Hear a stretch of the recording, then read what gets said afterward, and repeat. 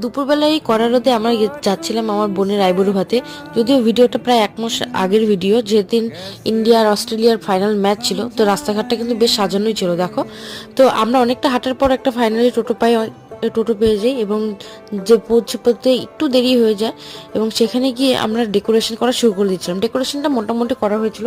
তো এখানে আমাদের কোকোসানা আমার বোনের সাথে খেলছিল, আর ব্রাইড এখানে রেডি হচ্ছিল।